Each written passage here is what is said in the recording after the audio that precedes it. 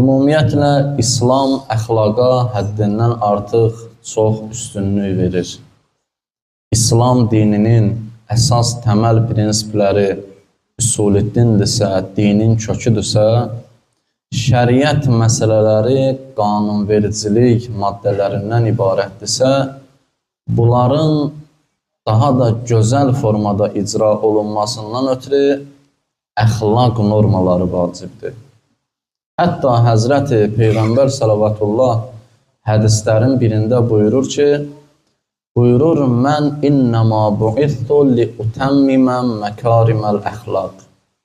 Yalnız və yalnız əxlaq normalarını tamamlamaq üçün mən Peyğəmbər olaraq seçildim və göndərildim. Və bu hədisləri insan oxuyanda əxlaqın nə qədər əhəmiyyətli olduğunu insan başa düşür. Ümumiyyətlə, əxlaq nədir? Əxlaqı qısaca izah eləməli olsuq, əxlaq yəni insanın batini aləminin gözəlləşdirmək üçün, saflaşdırmaq üçün və batini aləmdə olan, insanın batinində olan mənfi xüsusiyyətləri uzaqlaşdırmaq, müsbət keyfiyyətləri mənimsəmək. Buna deyərlər əxlaq normaları. Bu insana lazımdır və insana zəruridir.